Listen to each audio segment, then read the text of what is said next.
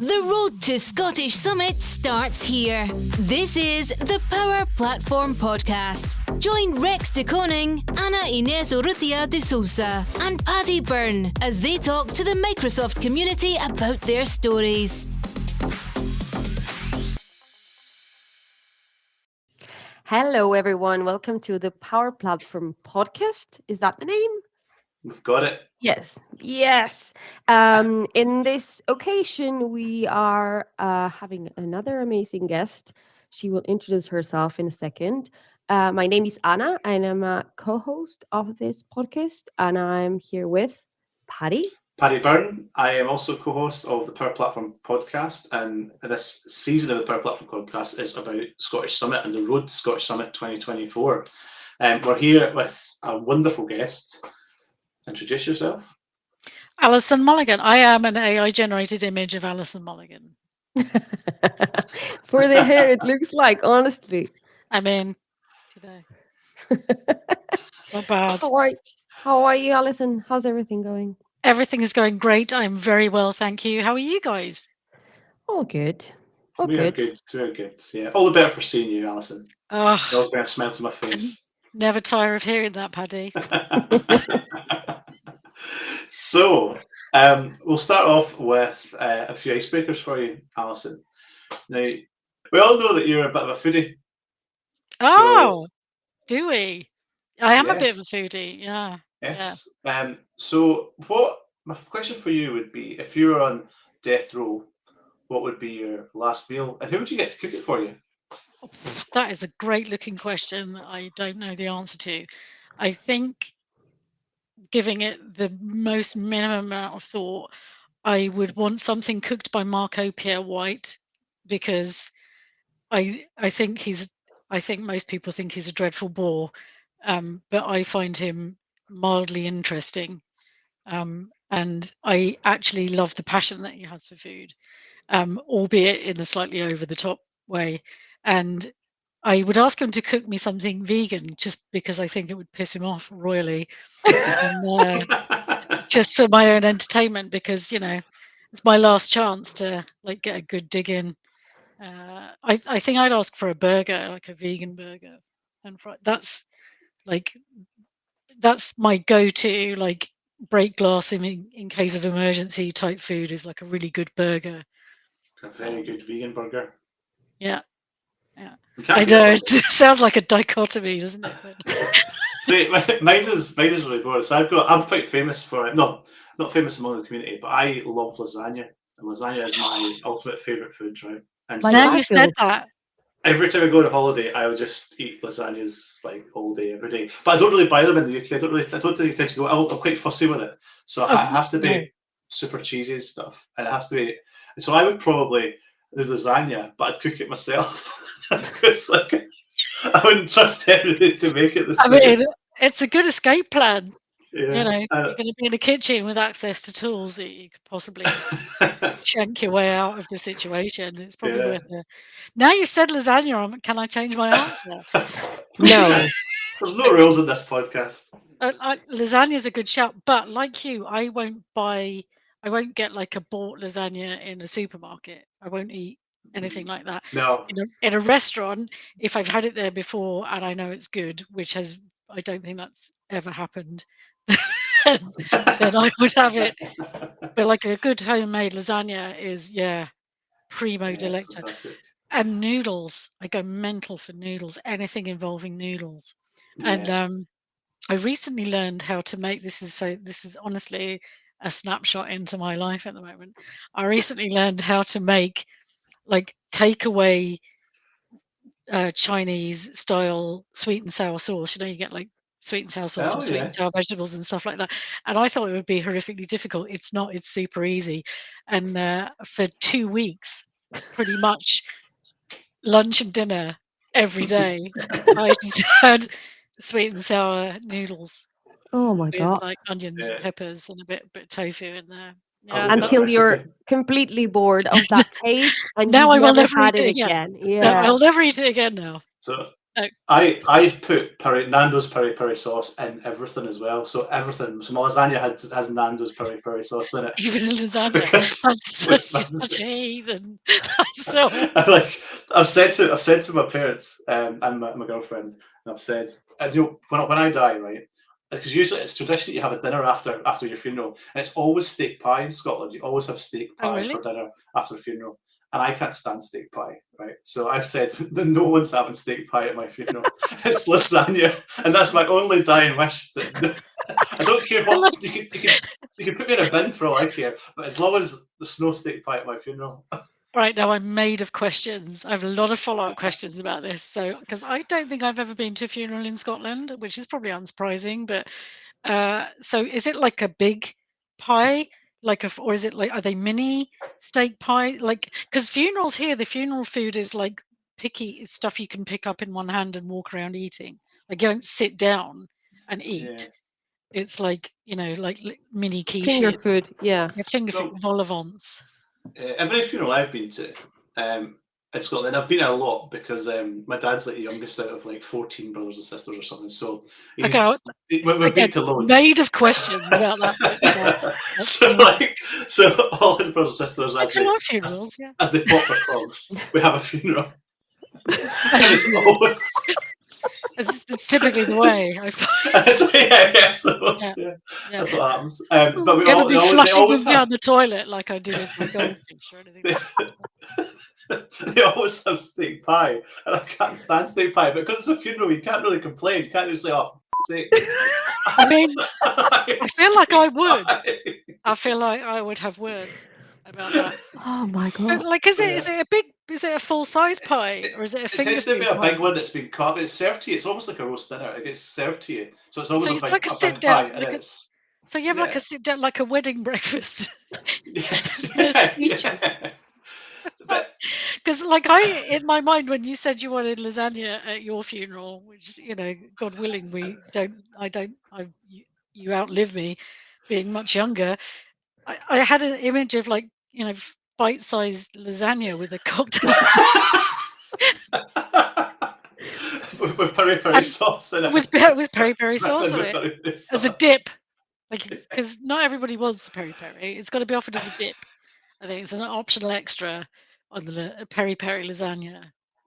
Yeah. This is like for me, such a discovery, because in the culture I grew up, we don't have any food when someone dies. It's like we are all there with our long faces, and some of them drinking coffee, but no one dares to think about food. But honestly, it would make things a lot better. I mean, it's mostly drink at the funerals I've been to. Yeah. Drink like what? Alcohol. Are you kidding? Yeah, no. Everybody just like everybody goes to the pub. Yeah. Usually you have the funeral, then you have the burial, and then you have a dinner. And there's like a dinner wake. Basically with steak pie, and then you have the wake's like the night before. You have the wake the night before, and you stay up all night. Okay. Okay. Different. And then you go to the pub after dinner until whenever. I mean, it's a great way to honor the person, right? Why are you laughing? Like, sorry, this should not be the power platform. This should be funerals from around the world. We'll see how many hits we get. We can maybe change the podcast. Right. And then, there's an evolution of this. Like, you could, when you get invited to a wedding and you have to say if you're having the chicken or the fish or the vegetable lasagna. You could do that for a funeral. Like, do you want the steak pie? Or the only thing is that you don't plan that to happen. There's no choice. There's lasagna, vegetarian or meat. That's the only choice you get for my funeral. You can come along. You have to come to lasagna. I would eat the lasagna for you, just for you, Paddy. Well, also for you, Anna. God, I hope I never have to go to your funerals. It's macabre. Well, Alison, I don't know, Paddy, if you want to do another icebreaker or we move forward. No, that one went a lot further than what I thought. I feel like we solved some stuff there. I've come away with more questions than I entered in with anyway. Please, yes. So can you share, we already know a little bit, but for the people that is listening and the people who don't know yourself or don't know this side of yourself, can you share like your day to day, either at work, in life, in community, or whatever, whenever you like to take the answer, it's the right place. So Yeah. I mean, it's a heady and an adrenaline pinching mix of drinking coffee and doing crochet mostly. So I feel it's high octane stuff. I'm not working currently. I haven't been working for a while. I retired from proper full time work about 2 years ago. I've done some bits and pieces in between. Most of the stuff I do for community at the moment is I'm been working on Trisha Sinclair's Power Platform School with Trisha and Mazel, and we have been trying to switch up the format and take it in a different direction. So there's been a lot of work behind the scenes of trying to get some content recorded for that, and trying to get some people to volunteer to do some content for that, which has been most of my involvement with community for the last few months. But other than that, aside from going to things like Scottish Summit, and what was the last one I went to before that? I can't even remember. Honestly, I feel like my brain doesn't work anymore because I can't remember. I can't remember what happened last week. Can't even you remember what weren't day. in Color Cloud, right? And what? No, I didn't go to. No. No, I wasn't Okay. at Colour Cloud. No, I wasn't invited. I was asked not to attend specifically. I don't know. No, No no, way. No way. no, I will buy anything you said. I've just been a dick. You said that with such a straight face as well. I know, and that is one of my greatest traits. Is I can deliver anything as outrageous as you like, and providing it's said with confidence, people will just believe it. It's quite a skill. So Yes, yeah. you should be proud of it. I will buy I am anything hugely from. proud of it, but like usually I can only last about 10 seconds afterwards before Oh, and breaking then up. you, So yeah, it depends on how high the stakes are. If it was to win a bet, no problem. I'd keep a straight face. Absolutely no problem. that's very I good. I am a master negotiator, and was thinking about a career in mediation, Yeah. because I'm really good at getting to the thing with negotiation is people enter into it as a situation where somebody has to get the upper hand on the other, right? But actually, the resolution to a successful negotiation or mediation is that all parties walk away feeling like they got a good deal, right? Hmm. If anybody walks away from that deal feeling like disgruntled or like they could have done better or they didn't get the best deal possible, then unless it's a situation where nobody can get the best deal possible and the only way forward is to broker it and say like this isn't ideal for everybody, but everybody's taken a bit of a hit somewhere and that's the best that we can do, so we either do that or we do nothing, kind of thing. Hmm. And like that is quite a skill and a talent in and of itself. I don't want to blow my own horn, yes I do, but it's quite it takes a lot of years of experience to become good at that, especially when it comes to things like contracts and that kind of thing.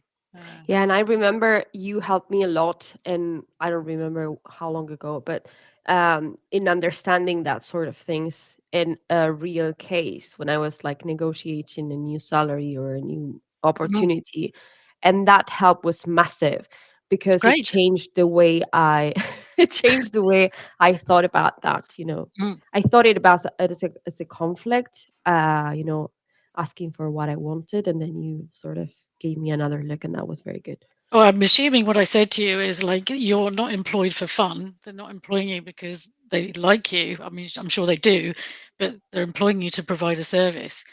And Yes. any service that you're providing to somebody, if you're exchanging your hours of your day, for want of a better expression, in current employment contracts, in exchange for providing expertise, then they must need that expertise, and Yeah. that expertise has a market value. And there's a very specific approach that I adopt for that, which is to, and anybody can do this at any point. And anybody that's been in a role for a long time in a fast-moving technology area such as Power Platform, where the salaries have the potential to go from like 60 grand to 120 for, in a 2-year period. If you've been in a job for 2 years and you're getting paid 60 grand and everybody else is getting hired for the same job at 120, it becomes very difficult for you, it becomes difficult for your employer, and it becomes difficult for the companies out there that are looking to, well, it's probably easier on their side of things.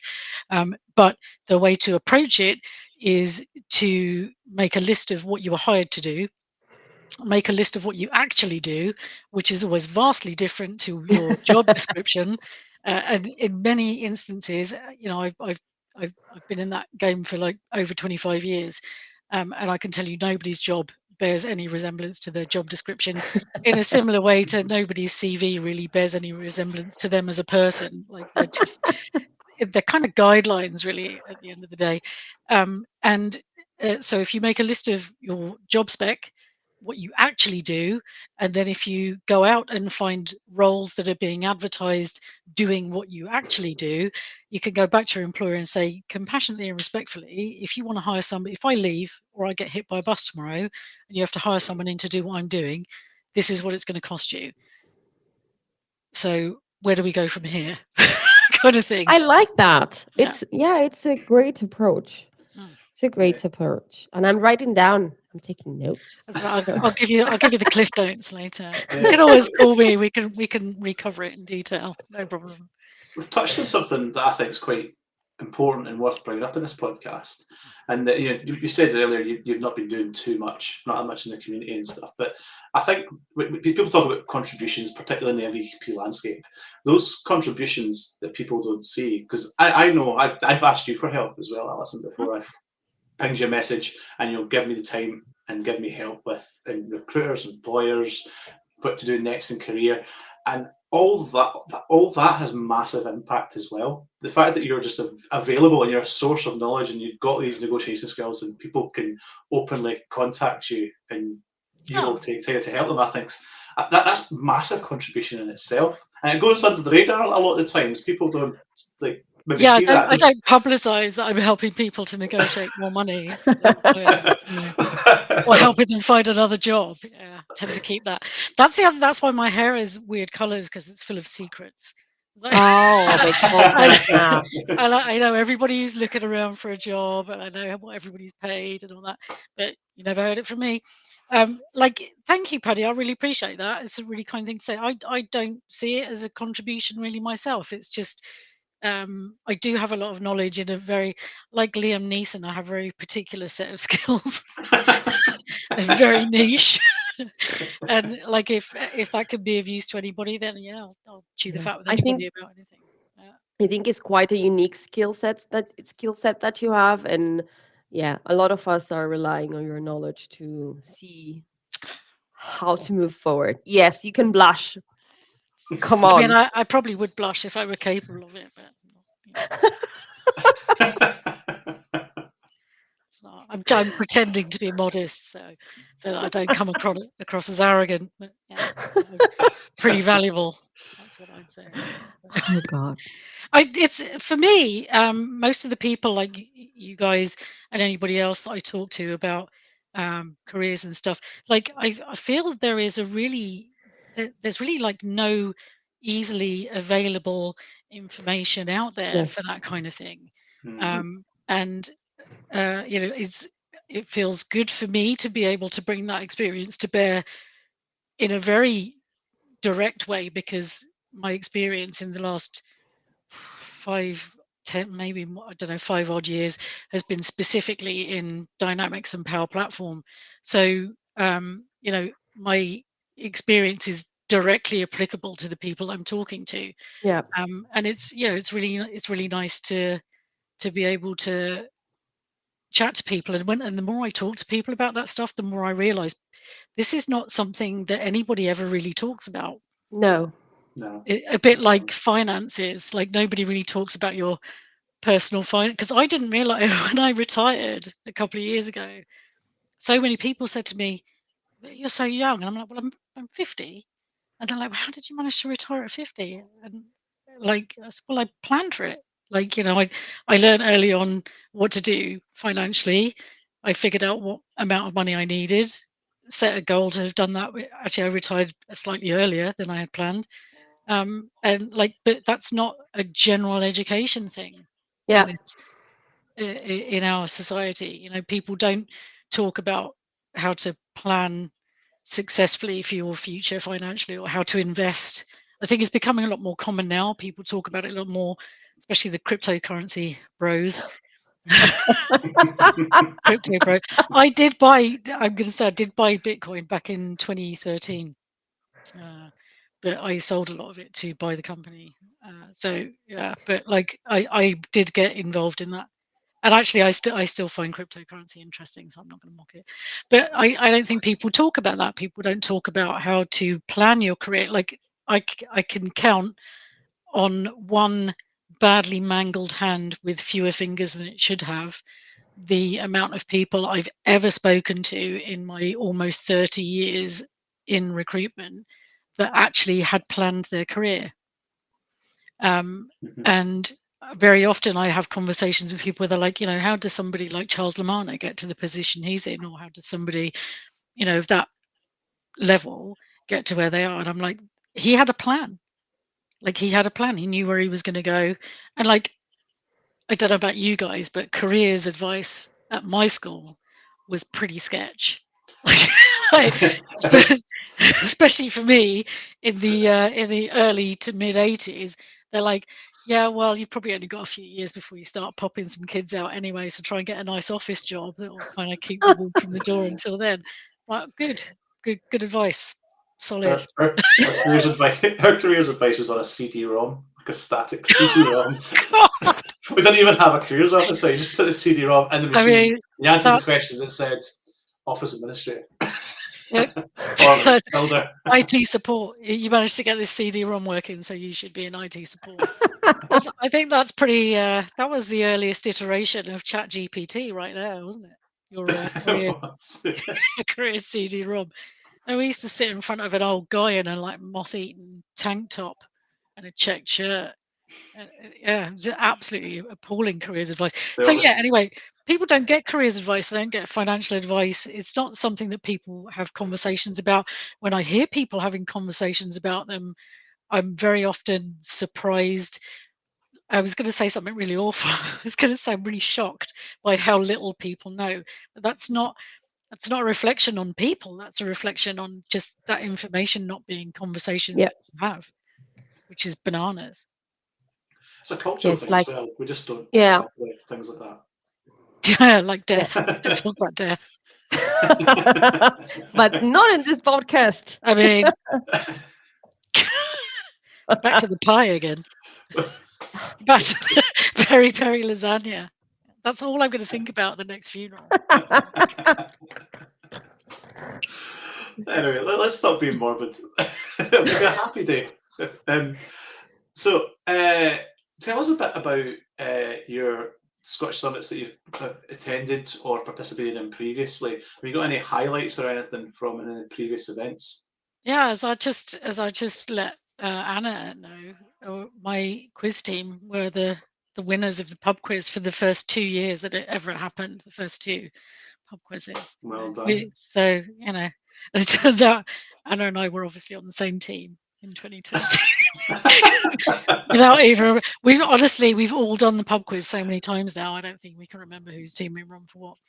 Actually, I remember the first one because I seem to remember. Was it the first one?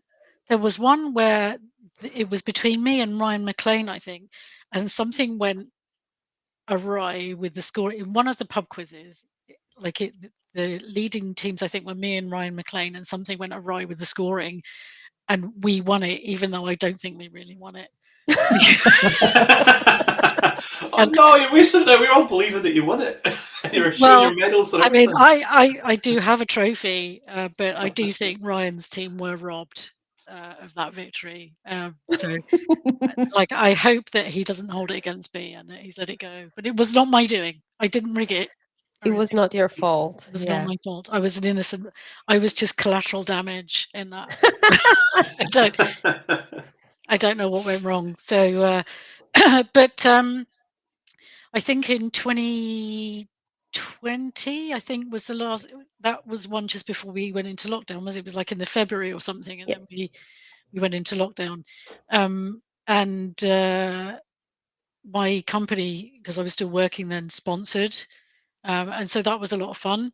It was kind of, and for me also, it was a time when I met a lot of people that I'd spoken to, but I hadn't met in person. Um, so that was kind of really. I feel like events like Scottish Summit, and other conferences are available, but I think the ones that are free to the attendees, or as close to free as possible, are so much more accessible for everybody Yeah. to be able to attend. And I think the greatest thing that I get from a lot of these conferences is just the opportunity to meet and speak to people that I've spoken to on DLs, or on emails, or on LinkedIn or whatever, but never actually met in person. And I think you make a much better connection with people when you do meet and speak face to face. And for me, because I'm a bit neurospicy, I tend to remember what somebody actually does a lot better once I've met them, because they can tell me until they're blue in the face on the phone, and for some reason it just won't. Like, I have a real problem remembering names as well, which I'm sure you can imagine in my former career was a bit of an issue. But once I've met somebody, it's fine. But like, if I've only spoken to them on the phone, the only way I could remember them would be like something really random, like they've got a dog called Neil or something like that, like just random facts. And I'll go, oh yeah, that guy.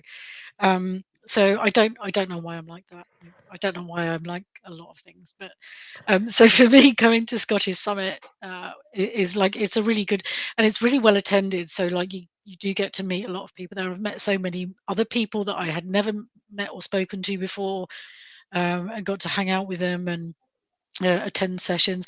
And I also find the quality of the sessions at Scottish Summit are like really high quality. I remember one year the biggest conference of the year was one in Amsterdam. I think that was either 2019 or 2020, and it was a huge paid for conference in Amsterdam. And when we went to Scottish Summit the following February, like the quality of the sessions were as good as, if not better, in some instances than the ones I'd seen at the Amsterdam Summit. And I paid something like €1,600 for the Amsterdam ticket. So Wow. like, I kind of felt like I was getting much more value from the Scottish Summit, because for me, the content seemed great. It was an opportunity to meet a lot of people. It's an opportunity to reconnect with people I hadn't seen for a while. Because, like, you guys know yourselves, there's some people that that you only ever see when you go to go to these events. Yes. So, like, a lot of the time, it's like catching up with a bunch of old buddies, It's the and kind of friendship I like to have because they're not so codependent. You yeah, know, yeah. I see them when I see them, and if I don't see them, it's all good. Yeah, So yeah, it's perfect for me. I think people think that I'm incredibly extroverted because I talk a lot and I'm a gobshite, and I'm normally kind of going for it when we're out and about. But I'm actually a raging introvert, and given the choice, I would spend all day, every day indoors with the curtains closed and speaking to nobody and having no interaction with anyone. It's which exactly what I would do. is Because it what you're doing right now, right? Yes, I'm in my full Unabomber phase now, where I'm just sitting at the table, drinking tea and scribbling my manifesto on the backs of envelopes and stuff like that. So, I'm a bit like that. There's a I lot love it. of, I've got a bit of a motto that said, if you don't like spending your time on your own, then don't expect anybody else to enjoy your company. Because well, I love spending time on my own sometimes. It's love it. It's great. You just sit the and best, there's no compromises. I'm just going to honestly. do whatever I want. I think you'll agree with me. There are fewer pleasures in life as wonderful as the beer and pants night, where you just literally sit in your pants, drinking a couple of beers, watching it on Netflix. Sorry, I'll have to bleep that out. It's all It's okay, right. we're not It's even all right. beats in. The S word.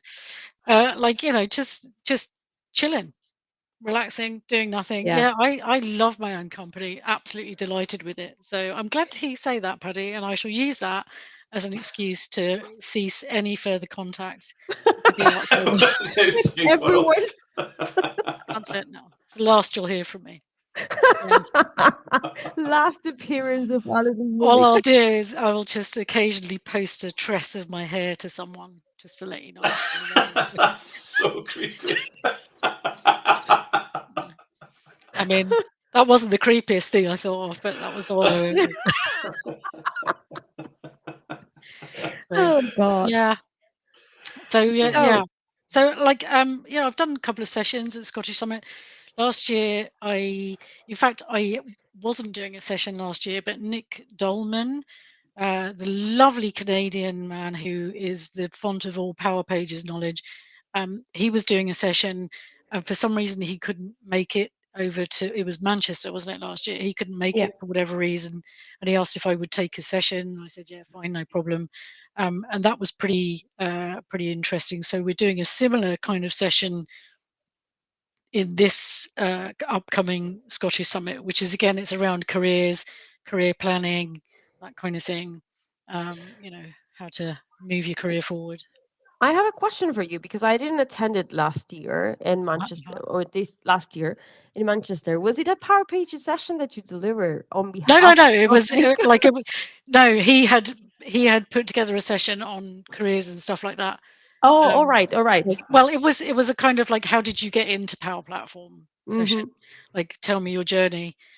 Because I think that's another interesting thing about people that work in Power Platform more so than Dynamics is there's just like such a disparate pool of sounds like we're a band of weird mutants or something. It's just like a really disparate group of people that have all come from like really different backgrounds, which I think is fascinating and interesting. And I think it makes I think it contributes massively to the success of the technology, because the more different types of people are represented. You know, I know we're always having discussions around accessibility, inclusivity, diversity, that kind of thing.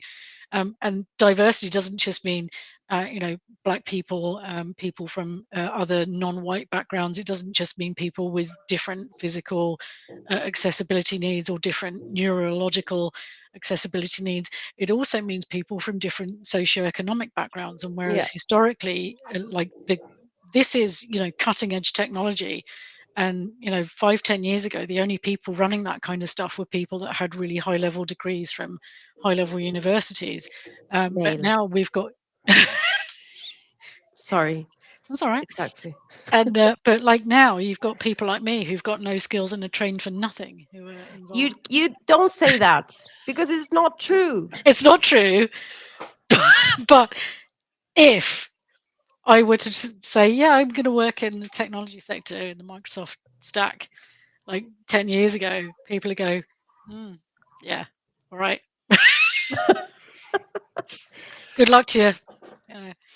I mean, I do have a little bit of technical background, very little, a long time ago. But like, I think diversity comes in many different forms, and it also includes people who haven't come through studying a technology degree or coming through that kind of background. You know, there's plenty of people working in this sector that can't spell and can't do basic maths. Actually, I can spell, but like maths is a bit of a you know, I'm not any kind of computer genius in any stretch of the imagination, in any stretch of the description. But I think the level of accessibility that this technology has means that we do have a really diverse group of people representing that technology and having a say in shaping the future of that technology. And I'm not going to mention AI because I know everyone's going to roll their eyes. So I just got it in at the beginning so that we don't mention Copilot. Oh my God, it's the first time that we say it in this podcast, in this episode. And I for one welcome our Copilot overlords. What?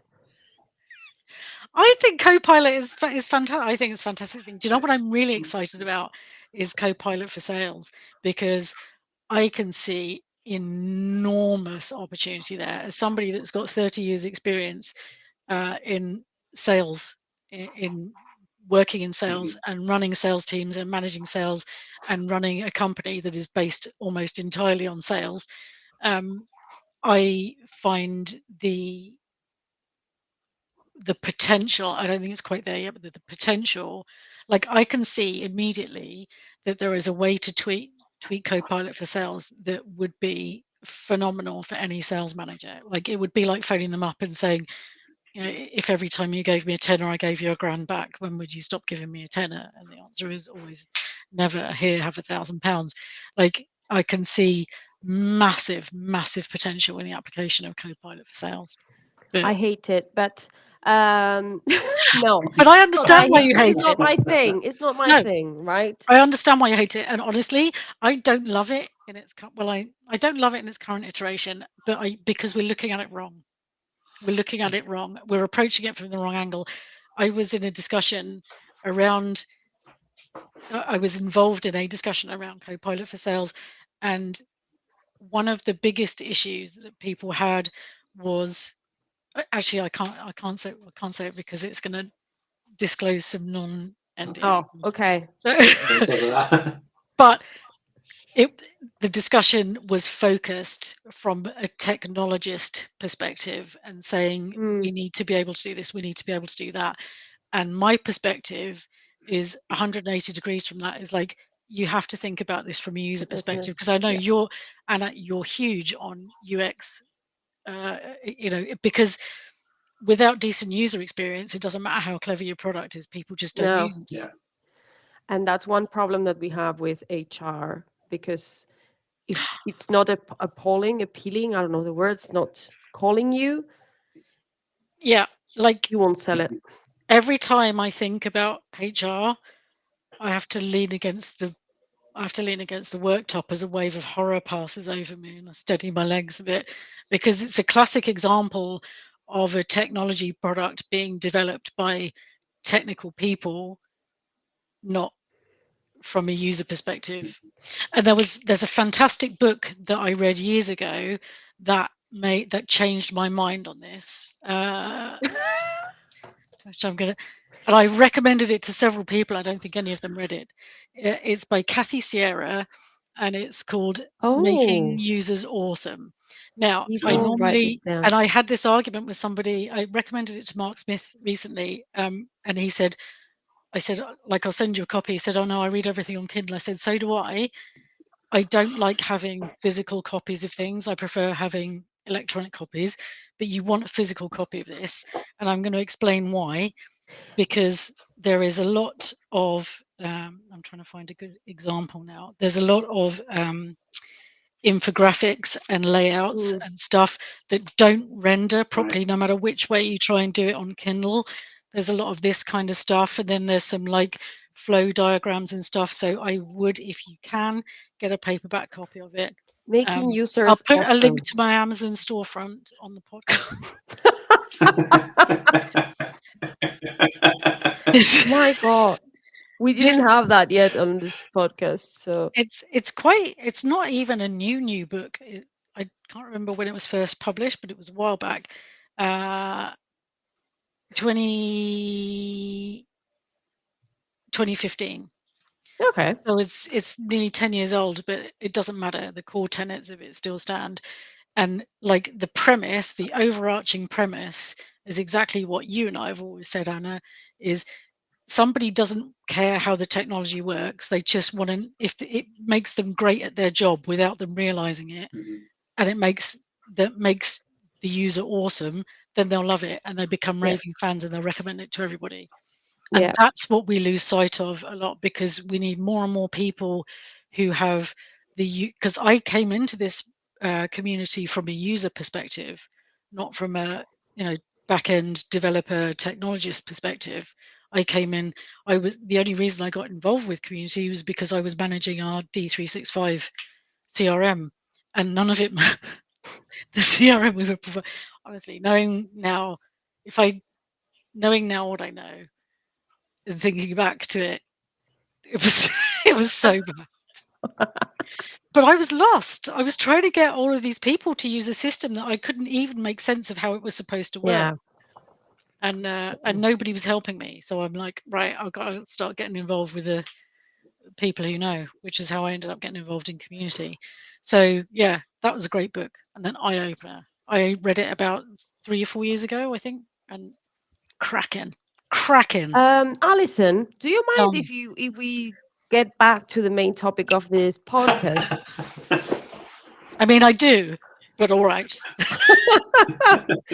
So we talked maybe 15 minutes ago. We talked about Scottish Summit past, right? Yes. Can you tell us about your involvement in Scottish Summit future? What are you Yes. going to do this year? So this year I'm doing a similar thing to last year. We're doing a panel session. It's going to be around careers in Dynamics and Power Platform. But it's going to be geared more towards how to plan your career and how different directions that are available to you and how having a plan can make all of the difference between just plodding along. Because I think most people and this is not a commentary on anybody, this is just what I've noticed through my years of working with people. Typically what happens is people change job because maybe they start looking for a job because they're not getting a pay rise or they're a bit pissed off where they are, or for whatever reason, or they're moving, whatever, and they get into a better job because they change jobs, or they get promoted at work. And that could be for a variety of reasons. It could be an opening came up because somebody got promoted or somebody left, or it could be that a new position or a new team was created. But most people's progression through their career is by accident, not by planning. Right? Yeah. It's they fall into something. Like, and I'm just as guilty of that as the next person. And it wasn't until I realized actually you have to kind of think of it a bit like a game of chess, but much less complicated. What's a less complicated version of chess? Drafts, maybe. I don't know. You kind of just need to and I think people have a mental block with planning a career because as soon as you start thinking about your career, you start thinking about writing a CV, which everybody hates. It's a universally known truth that everybody hates writing a CV with good reason because most of them are shit and completely unnecessary. It's completely unnecessary. It's like I can't. Yeah, I won't go off on that rant. It was a diatribe, and it's a hill I will die on. Like most job descriptions are also completely useless, but anyway, well, by the by. So most people, as soon as they start thinking about career planning, they think, oh god, I've got to write my CV and I don't know what I'm going to do next, and it's only this job that's available to me, or like I'm currently a functional consultant, so I guess I could go up to solution architect, or whatever, and I think there is a very structured path that you can follow. But actually, if you think of it more like a game of drafts or a game of chess, a slightly less complex game of chess, and you don't worry about having to write your CV, you can start thinking about it in terms of, right, okay, so let's look at it from like a software project. What is my as is? What is my to be? What are the realistic steps between those two places? And you don't have to map it all out and then stick to it because things change. Things change along the way. You might move into a role on that journey and you go, actually, I'm doing something here that I haven't done before. Or maybe something changed in the technology during that time, like AI. And you go, well, actually, I'm doing something different now and I really enjoy that. Like, it's a moving feast, right? You can change it, you can edit it. But like, there has to be some kind of core structure, like, and a bit like I've had the same discussions with people in talking about getting their business ready for sale. Like, most people don't build a business with the end in mind, and building a business because you want to get it to a certain value and sell it is a very different process to building a business because you want to grow it and you want to become something else or become something bigger, or whatever. So different pathways, and starting with the end in mind. It doesn't have, none of this has to be set in stone. You don't have to marry it. It's not like having a child and you have to commit to it for the next 20 years or however long.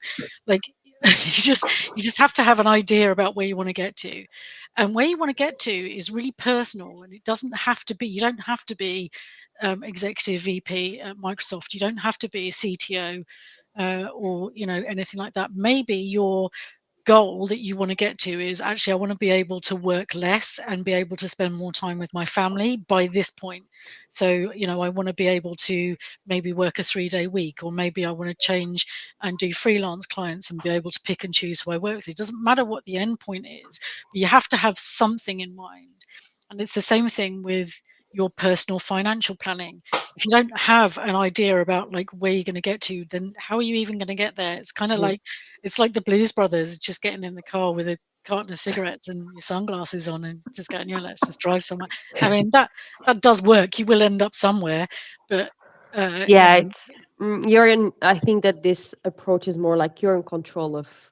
right. You're always in control, but this is like consciously choosing where to go. So I think that for people that's going to attend the event, this sounds like a very promising session. Yeah. Well, if that's something you're interested in doing, then yeah, everyone wants to. I mean, come on, I will be there definitely. I think the more people we interview, we're saying we're going to every session, aren't we? We're like, that sounds like a great session. Let's do that one. Let's do them all. This one's definitely. Let's do them all.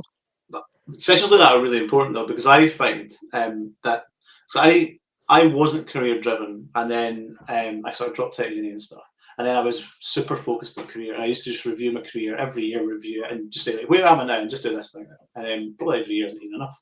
I'm super career driven, but then once you sort of get the next step of the job you want, it's easy to just lose track and forget about it again. And you're enjoying your if you find a job that you're really enjoying, you're thriving in it, you sort of forget about the next step because you're too busy sort of savoring the moment. And then then 3-4 years later, you go, hold on a minute.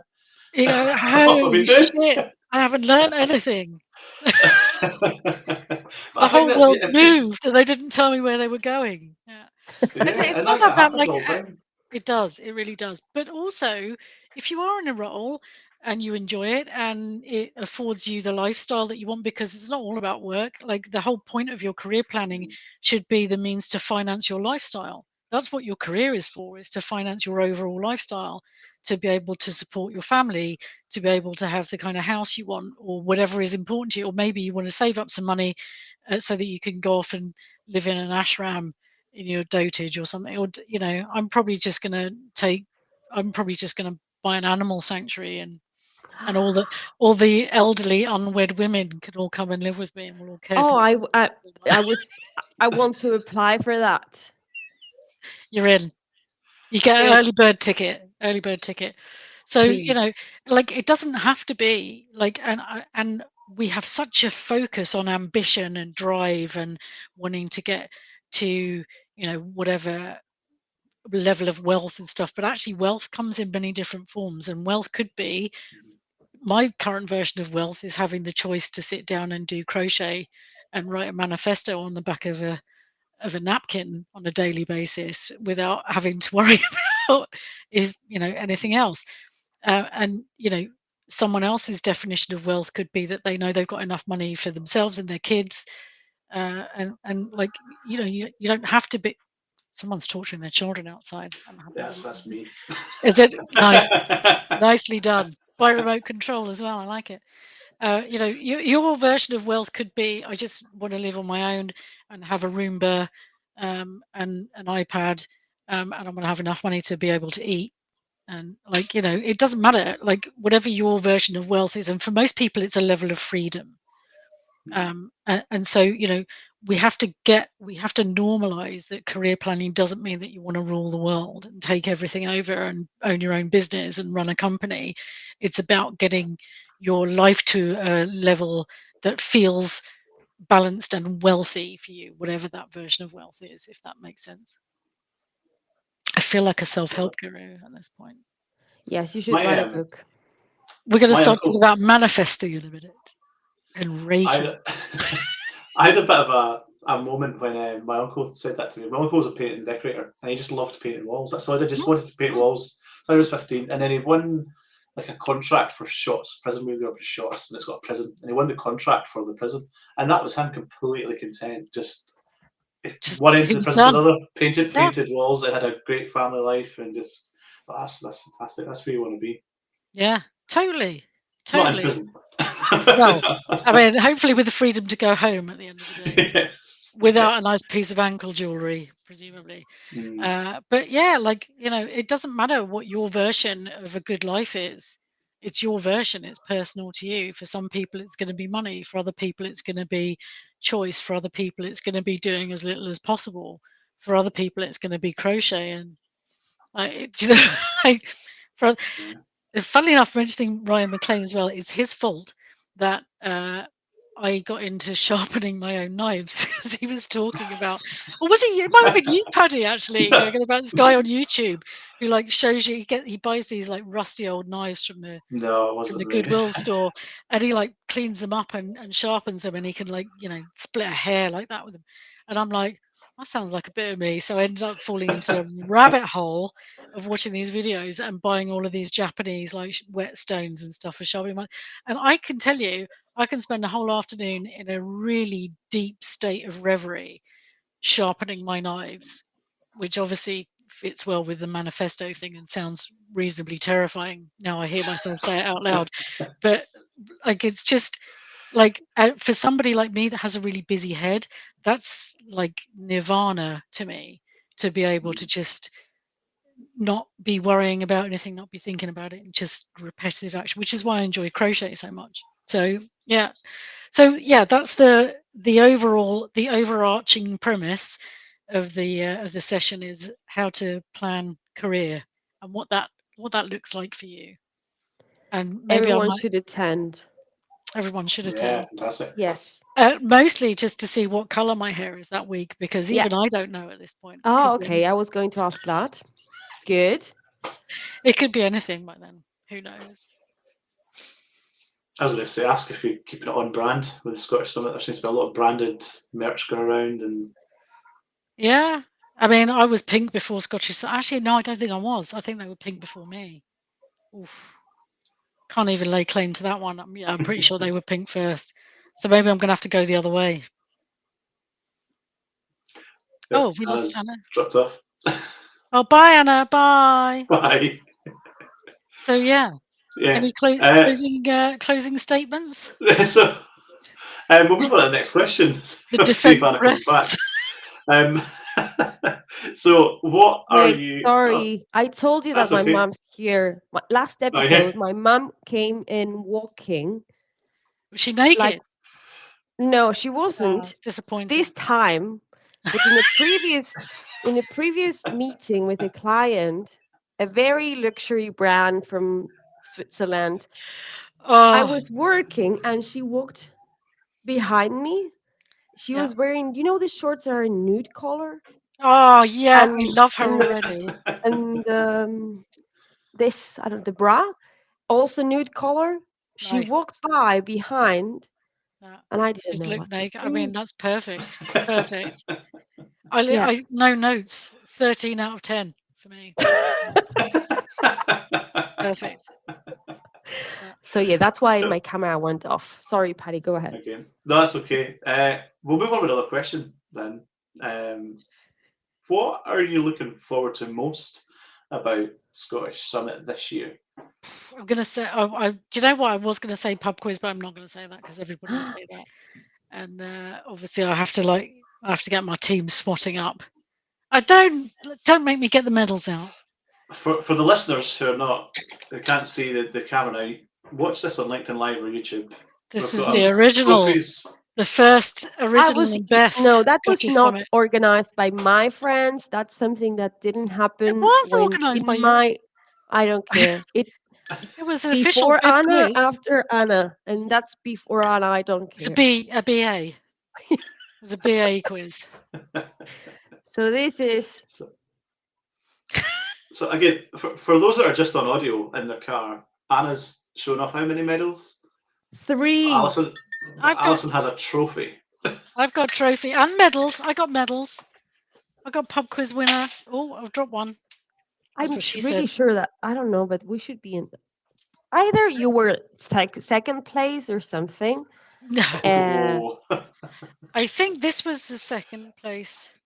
See, Patty, I This is was right. 2023. I think this was the second place. Yes, that was the 2023. second place. This was the But winner. it was This weird is the because we winners. all had the same. I mean, I don't want to argue about it. We all know that I'm the best. It's, I could say something. Who's arguing over Usually- the colour of poo now, really? I was about to say winning isn't everything, but I'm going to get shot down with that, aren't I? Yeah. Not the pub quiz. Yes, you are. Yeah. Otherwise, what's the point? It's not the taking part; it's the winning. And I will not be. I don't care about anything else. Yeah, of course. Carl and I are going to get together and talk tactics and get our strategy on. Yeah. Actually, the thing I'm really most looking forward to is meeting up with people I haven't seen, like yourself, Paddy. I haven't seen you I since know, it's been ages. last year. There's quite a few people I haven't seen for a really long time. And I'm also pretty keen to see some of the other sessions. I know there'll be a lot of sessions around AI and that kind of thing. I'm really keen to see what people are up to, because I feel like I've been a bit out of the loop with nursing my sick dog over the last few months. I feel like I'm kind of trying to slowly get back to catching up with what everybody's been doing. So, you know, I'm really just looking forward to seeing people and hanging out with friends, old and new, and obviously winning the pub quiz. Well, I think you will be able to just get partially that goals, hopefully. Well, So I'm happy that you think that. I'm happy love for this you to conversation. continue, you know, like whatever you like to think, whatever makes you feel happier. I'm okay to help you continue on in your delulu as much as you like. Thank you so much. Thank you. I appreciate that. All right. So, in terms of people finding you, do you want to share any like resource to get people to know you? I am happy to get to know anybody. Anybody is welcome to reach out to me or contact me. You can find me on LinkedIn or Twitter or TikTok or Facebook. On all of those places, I am A Mulligan 365, except for Facebook where I'm Alison Mulligan. But all of the others, if you just look up A Mulligan 365, you will find me. And I will happily share links to my socials if you want to put them in there. Yes, we will put it like somewhere. Yeah. Yeah, the When we text put, yeah, don't worry. Rex does the tech. Rex, who's not here, does the tech. So I mean, you know, is Rex even serious about his job on this? You know, those that care were actually here. That's what I'm saying. He was working all day today. It's something very stressful. That's why he's not here. Actually, people probably shouldn't look me up on Facebook because they'll find. Yeah, maybe not Facebook. The rest of the they'll find platforms. like clips of my stand-up comedy and stuff like that, which nobody wants. I'd seen so I didn't know whether that was a dream or not, Alison. I couldn't remember whether. I mean, it was more of a nightmare, Paddy, if I'm honest. I think it came through like. There must not be because I've got two Facebooks. I've got I did start a Facebook. There's nobody's on it because it was a brand one, a business one. I've got a personal Facebook, and I remember seeing something on Facebook about Alison Mulligan doing stand-up comedy, and I thought that didn't happen. Did that happen? Did it not? I was going to ask about that as part of the icebreaker, but I wasn't sure whether I was just going mad. I thought, what dreams did I have? Like, I'm dreaming of Alison Mulligan doing stand-up comedy. I mean, you're not the only one. You might be the only one that admits to it, Paddy, but I think everybody's dreamt about it at some point. I did. It was a charity thing. I did a stand-up comedy thing last year, and I've been in touch with the guys about doing a few more gigs, which I probably will do. Brilliant. And it was a super fun experience. I've got the video. I'll send you the video if you want to see it. Yes, please. Fantastic. Yes. I would love to see it. If you literally want to clench your anus for about 6 minutes. and feel really bad and awkward for me for the entirety of that time. I would love to do that for you. Yeah. Don't worry. Yeah. So I'll send it to you. And what was interesting though, I know that I started out by saying I do nothing all day every day, but actually I've been working on my stand-up comedy routine. What I actually figured out from doing that is because I did a bit of stand-up years ago when I was much younger and more attractive. And what I figured More? out from Is doing, that I know, possible? no, honestly, you couldn't look at me. It was like staring at the sun. You had to poke like a hole in a piece of cardboard or look through smoked glass. That's not true. That's not true. I I learned from doing it this time that actually the part of the process that I enjoyed the most, I really enjoyed going on stage and performing and coming up with the material. Um, but the part I enjoyed the most was actually the writing of it. And then I thought, oh, maybe I'll write a screenplay, which then somehow devolved into writing a book. So I've been writing a book, Nice. which is dreadful. Dread is an awful piece of shit, really awful. But No, it's really fun doing it. So I've been doing that a lot, and also learning to speak French. So yeah, it's been quite productive. So You did a lot of things. So by saying I've not been doing anything, not been doing much. Yeah. You're writing a book. You're speaking French. So another Yeah, language. I've been learning about AI. I've been learning French and a bit of Japanese as well. Oh I've been writing a my. book. I've been working on my stand-up comedy. And Yeah, doing crochet. So and doing crochet a Yeah. lot. I may also send you some pictures, Anna, of the. yes, In please. fact, it's funny because I met up with Janet Robb, who I'm sure most people know, a few weeks ago, and we were just going for a walk in the park. And I said, "Oh, I've been doing nothing." And then I was telling her all the stuff. She said, "Well, it doesn't really sound like you've been doing nothing. Sounds like you've been doing quite a lot, actually." So she made me promise that I would spend at least several days doing a jigsaw and nothing else. Which I Good. probably did. Yeah, so I've done a lot of jigsaws as well. I will give you one. Will you? Yes. And a jigsaw. What? And a jigsaw. You'd have to have the jigsaw with her mum in the back as well. Okay. So please, for everyone that's listening or watching this video, if you don't have your tickets yet to Scottish Summit, go to scottishsummit.com and get your tickets. Yes. You can buy there everything, like get your ticket for the sessions, for the cabaret, for the pub quiz, for anything you'd like. Or for the workshops as well. They're all there. Patty, what? And also, I just want to add something else. I also know what it's like when you go to these events and you don't really know anybody, and it can feel a bit intimidating. So if you're going and you don't really know anybody, or you don't know that many people, and there's someone in particular that you want to meet or speak to, or if you want to get in touch with someone that knows something about specific technology and you don't know who you should speak to, I kind of know most people. I'm really easy to spot because I've got weird hair. So just if you see me wandering around and you want to meet someone or talk to somebody, then come and ask me and I will intro you to them, which is far less awkward than just walking up to someone you don't know and going, "Hi." Was that a humble way of saying that you are very well known in the community, maybe? It was not. It was a way of saying I am very easy to spot because I've got pink hair.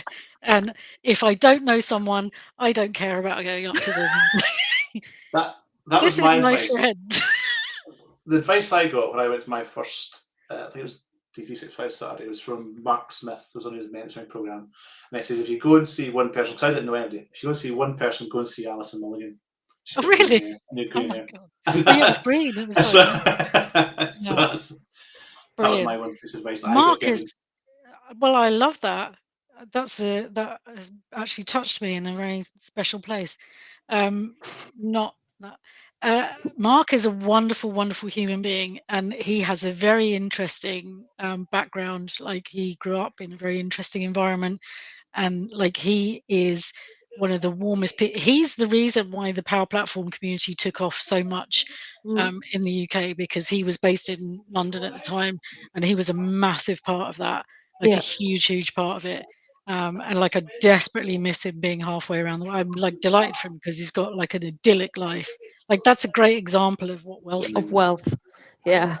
He has a fantastic life, but he's one of the nicest, kindest, most caring, warmest human beings you'll ever meet. and I hope he comes to Scottish Summit. Hope so. Paddy, what's the hashtag? Hashtag is Scottish Summit 2024. I almost got it wrong there. Yes, I felt It was a tricky one too. It was a great. hesitation. Yeah. Hashtag Scottish Summit 24. Scottish Summit 18th and 19th of October. Get your tickets.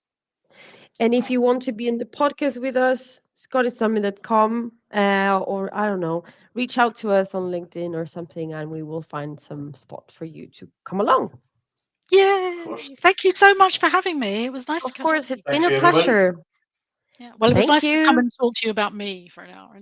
Yeah, I know. It's been the shortest episode we ever record. Yeah. I thought We're it still would be. recording now. The road to Scottish Summit starts here.